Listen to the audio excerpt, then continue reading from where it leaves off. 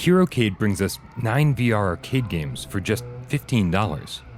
And while the term quantity over quality certainly springs to mind, it's unfair to judge most of these games at first glance.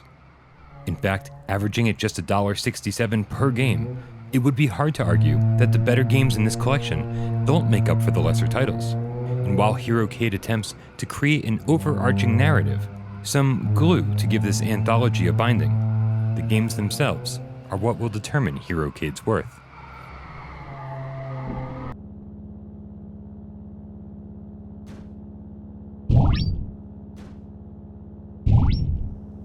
Z-Strike is the first game that I chose.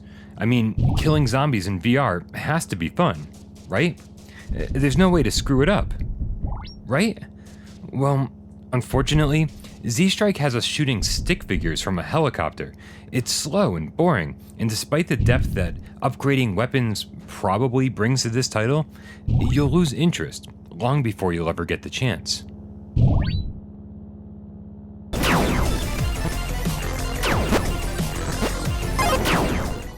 Now, Spaceman Attack fares slightly better. It's obvious that this is the VR version of Space Invaders, using the analog stick to move and head tracking to aim. Shooting feels kind of off though. It's sluggish and imprecise, and after dying in the exact same spot with the exact same score 10 times over, it was clear that I wasn't making any progress with this one.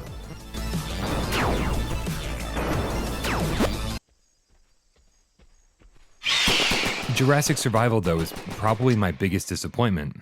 It really should have been a lot of fun, initially seeming like the Brookhaven experiment, but with dinosaurs. There are a couple of unlockable weapons that I never saw, because after 30 minutes of dino killing, I was so bored out of my skull that I finally let the dinosaurs just eat me. The levels never changed, and there were only 3 or 4 enemy types, none of which required any skill to take down.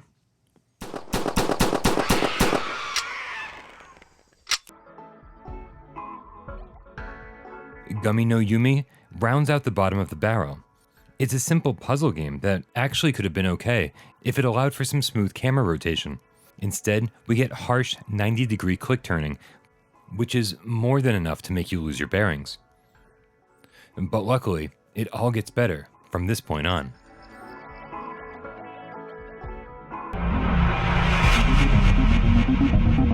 Polyrunner is a simple Race the Sun style flight game.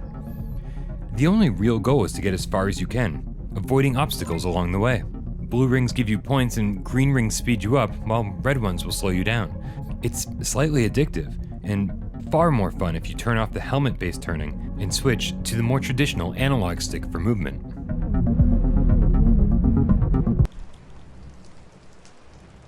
Now don't make fun of me, but Sisters is scary as hell, even with its simple PlayStation 2 style graphics. I just never knew what to expect. It's only about 5 minutes long, but it's totally worth playing once.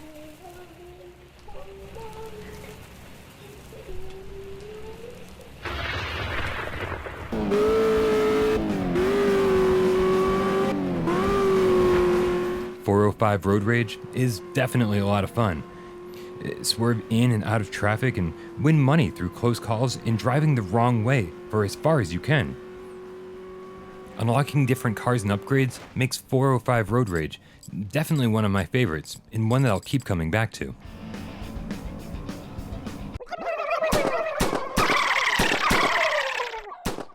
Now I have to be honest, I hated Alpha Turkey Hunt the first few times I played it. There's no aiming reticle, and it takes forever to reload. But the more you play, the more you can upgrade your handgun, and then later, your shotgun and AK-47 with faster reloads and larger clips. There are 3 difficulties, easy, normal, and hard, each with their own unique setting, which definitely helps keep things interesting.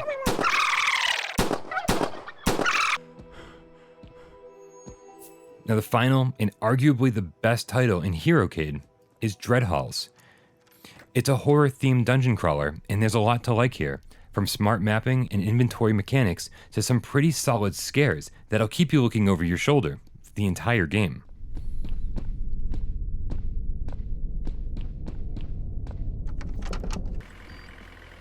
Herocade definitely has some filler here and there, but let's keep things in perspective.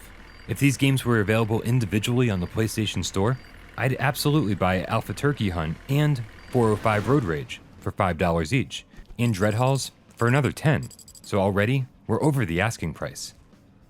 And ultimately, Herocade succeeds at doing what it set out to do, providing a variety of addictive arcade experiences in one neat little package. They're not all winners for sure, but the good in Herocade definitely outweighs the bad.